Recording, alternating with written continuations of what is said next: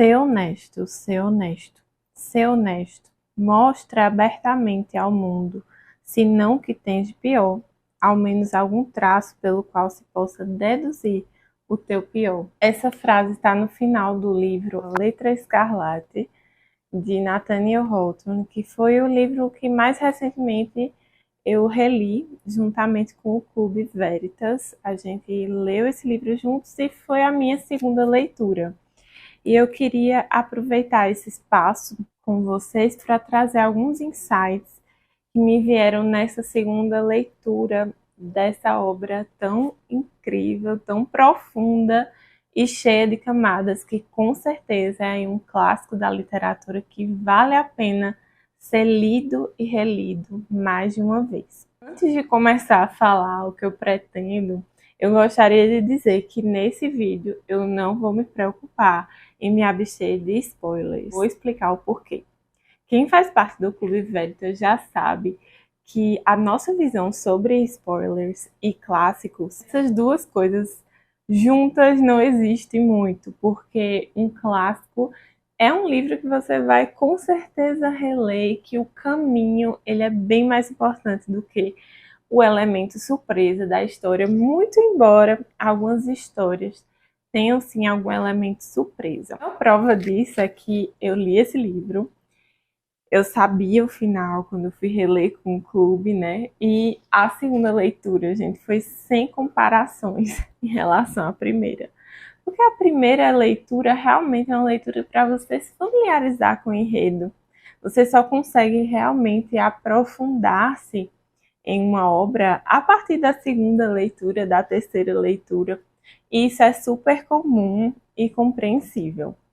E essa história em especial, ela não faz sentido a gente falar de spoilers, porque ela já é conhecidíssima. O arquétipo que tem aqui do romance, aqui da descoberta aqui de quem é o pai da criança, é um arquétipo muito conhecido, até mesmo hoje, em filmes, em outros livros.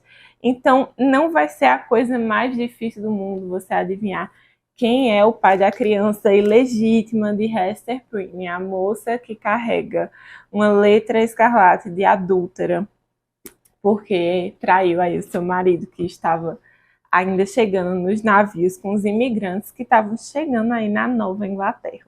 Descobrir quem é o pai da criança não é a parte mais difícil, não é a parte que realmente importa no livro. O caminho até isso é cheio de detalhes que não são em vão. Então é uma história super bem construída.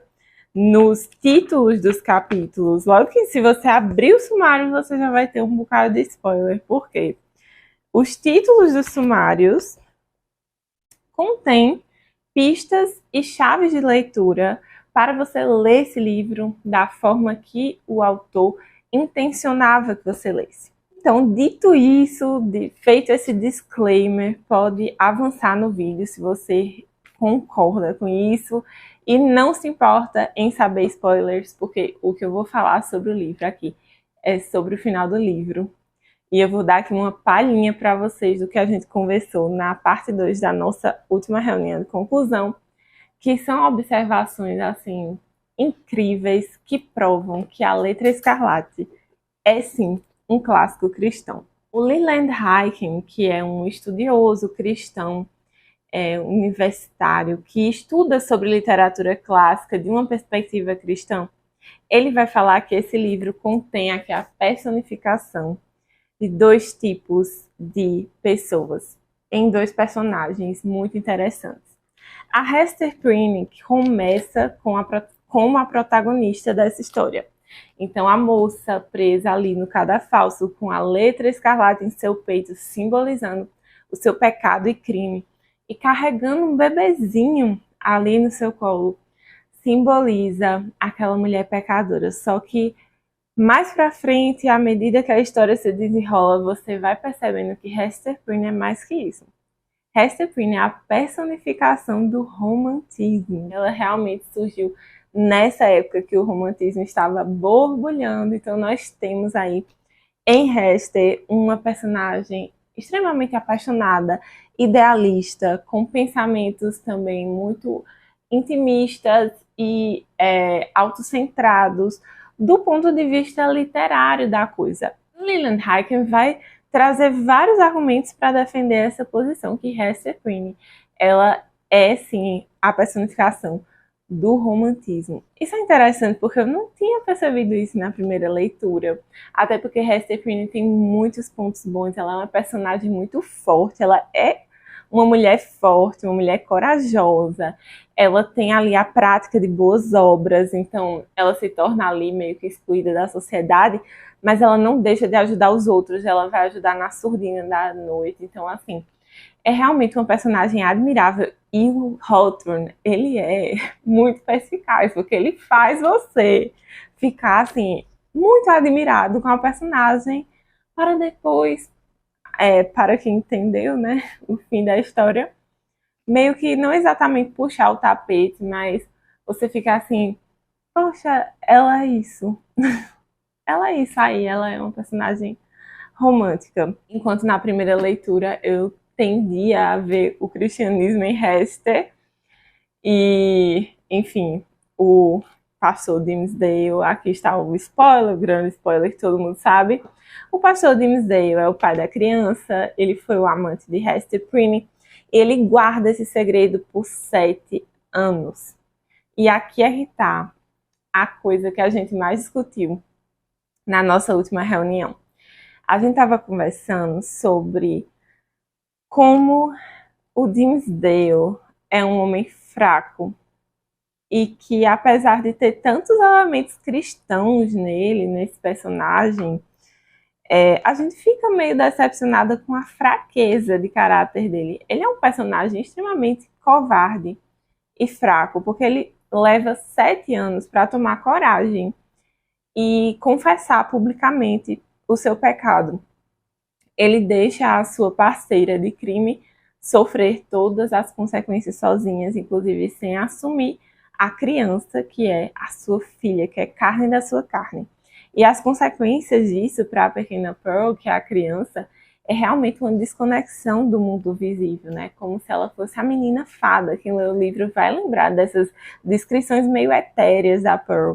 E o momento que ela deixa de ser essa criança etérea e passa a ter uma conexão com a Terra, uma conexão com o ser humano e expressar emoções como tristeza, alegria, genuínas de um ser humano, é o momento que o Dimmesdale, na hora da sua morte, reconhece Pearl como sua filha. E é um dos momentos mais lindos dessa história. Um dos capítulos que mais explora a psicologia profunda do personagem do pastor Dimmesdale é o capítulo 20, O Pastor num Labirinto, que é um capítulo que se passa logo depois da visita de Dimmesdale à floresta, onde ele encontra Hester e eles planejam fugir da Nova Inglaterra e voltar para a sua terra natal e viver ali juntos como uma família.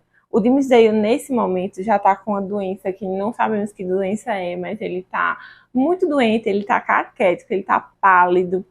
Ele está um homem que está realmente definhando. E o Roger, o médico, né, que fica ali realmente oprimindo aquele jovem pastor, não ajuda. É como se a opressão da presença dele tivesse ali na hora, fazendo como se fosse um efeito assim meio diabólico, demoníaco, de acusador. E o Roger tem essa expressão de caráter na história. Ele representa o próprio diabo, o próprio acusador.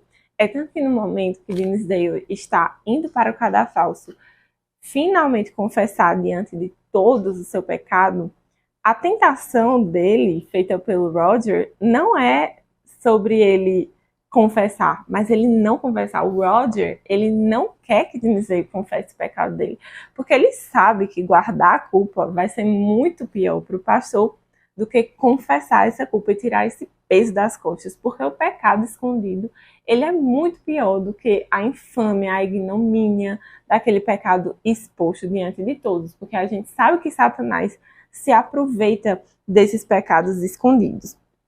Depois que ele volta da floresta, ele fica como se fosse em conflito, é como se ele voltasse outro homem da floresta.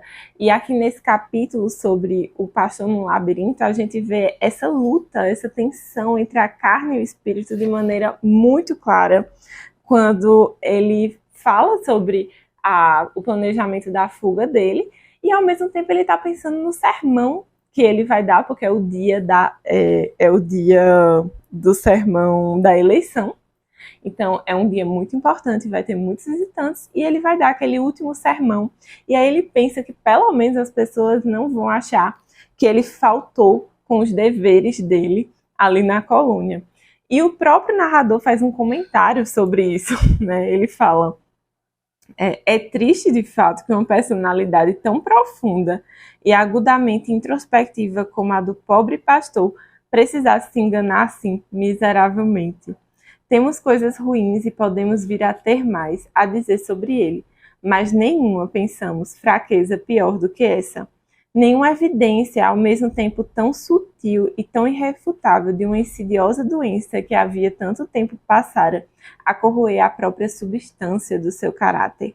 Não há homem que, durante um período considerável, seja capaz de manter uma cara para si e outra para a multidão, sem que, por fim, caia em confusão sobre qual das duas é verdadeira.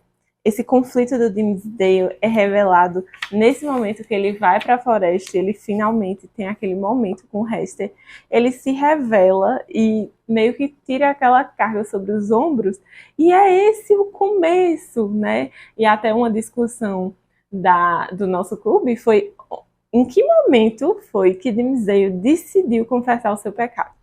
E aí as opiniões foram diversas, mas eu creio que não foi na floresta. Eu creio que na floresta ele estava com o pensamento realmente de ir embora, de fugir. É tanto que nesse capítulo sobre o pastor no labirinto, ele tem vários episódios de tentação, de fazer o mal mesmo, né? Como se ele tivesse incitado a uma ou outra atitude estranha, pecaminosa, pela primeira vez. Até o momento que ele chega no escritório dele e vai estudar o sermão que ele vai pregar naquele dia da eleição.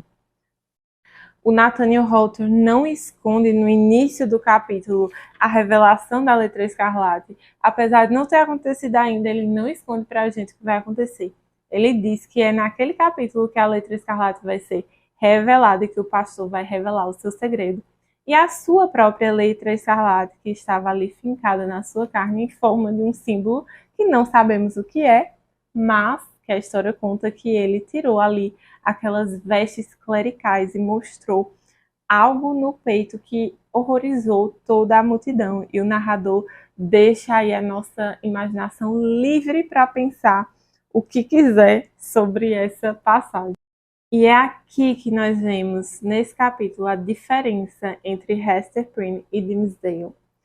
Hester Prynne, em todo momento, está preocupada com a morte do amor da sua vida e se eles irão passar a eternidade juntos, enquanto Dimmesdale está preocupado em se livrar daquele fardo tão grande do seu pecado e ir embora em paz com Deus. É essa a preocupação dele. É tanto que nas palavras finais ele reconhece que tudo na sua vida, até mesmo o sofrimento, aquela dor, é como se Deus não tivesse deixado ele pecar em paz e não tivesse deixado ele em sua hipocrisia, em sua vida de mentira, de covardia, em paz. Ele envia, inclusive, um mensageiro de Satanás, o Roger Shinleworth, que é o médico, para acusá-lo e fazê-lo se sentir tão incomodado a ponto dele tomar essa decisão ali à beira de sua morte.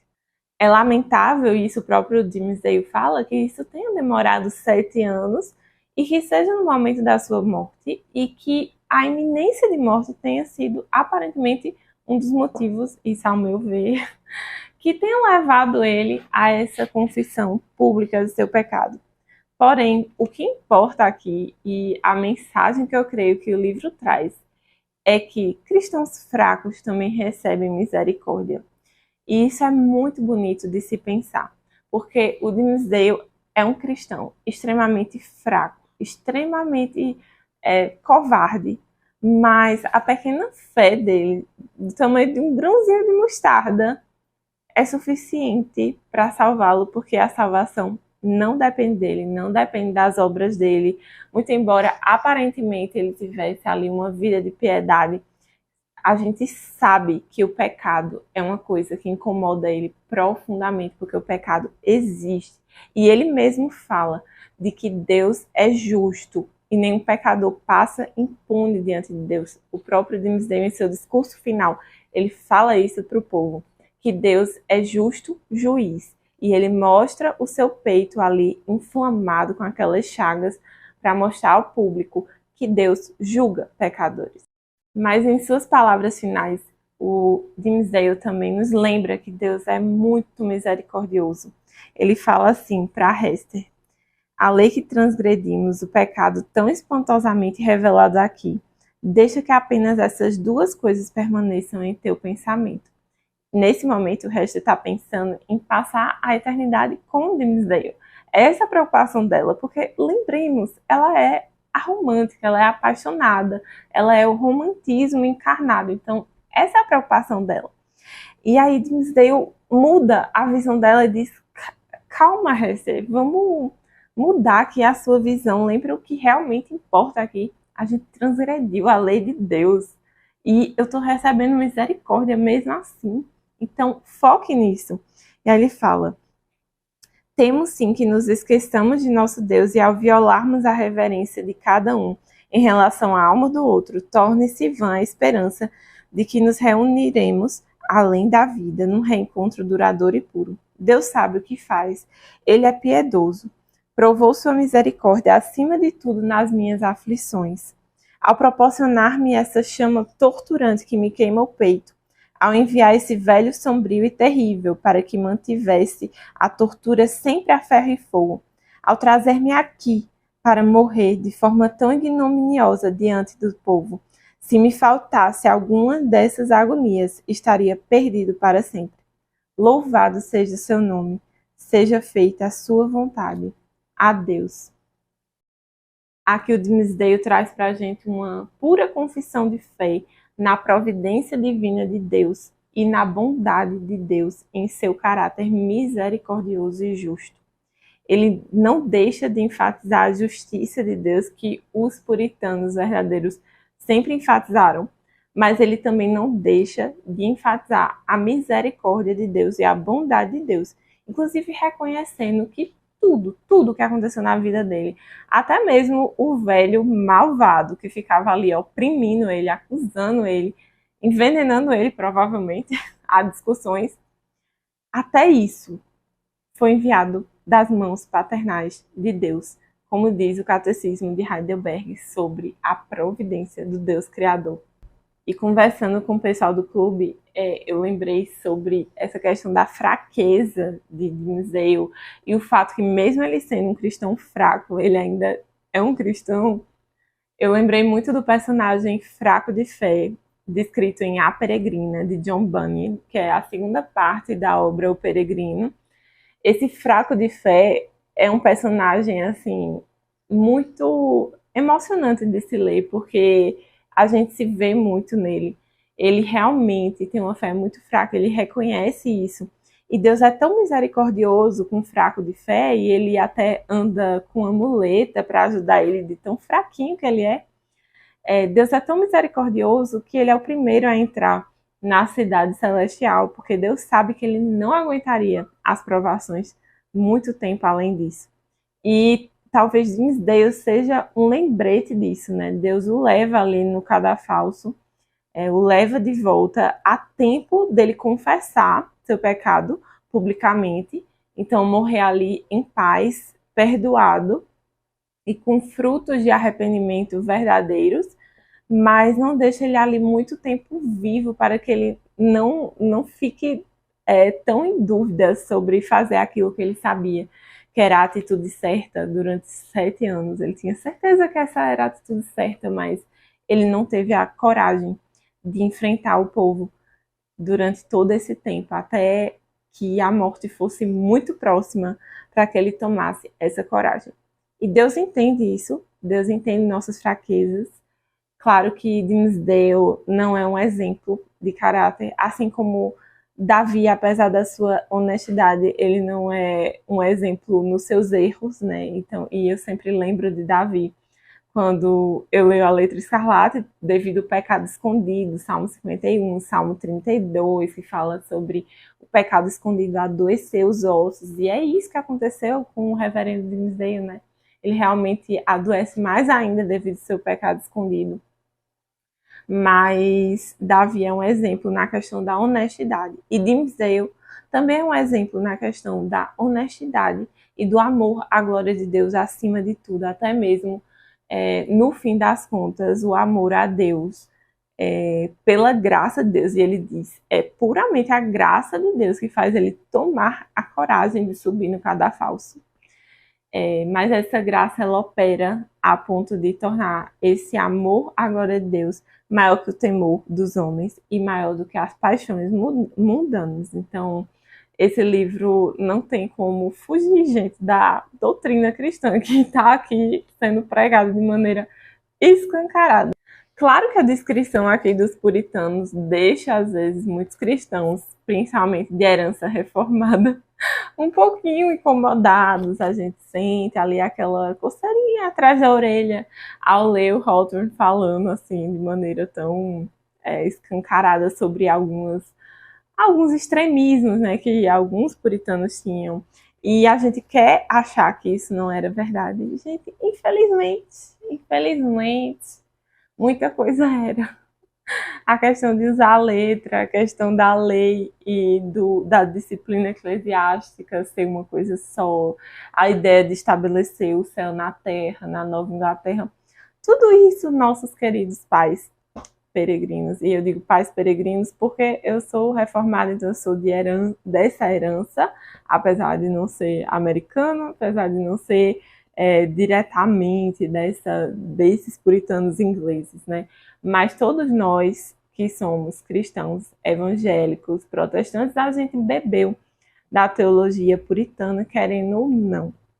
Mas, se você tem medo de ler esse livro por conta disso, eu vou deixar na descrição vários links que podem te ajudar em relação a isso. E foram links de algumas bibliografias que a gente utilizou no clube nesse ciclo. Claro que eu não vou deixar tudo, porque o guia literário é só para o pessoal que faz parte do clube e tem acesso ao guia literário com textos de apoio, com perguntas motivadoras de cada capítulo, com links exclusivos, né, em relação a isso. Porém, a palestra do Leland Hyken eu vou deixar aqui. Ela é em inglês, mas eu creio que tem legenda. E, além disso, no The Gospel Coalition, você tem acesso a guias literários gratuitos pelo The Gospel Coalition, mas também é um material em inglês. E no Veritas Club a gente traz um pouquinho desse material com tradução livre para os membros assinantes terem aí essa ajuda do The Gospel Coalition, que é um material gratuito disponível aí na internet para quem quiser ler os clássicos com a visão aí de críticos literários cristãos.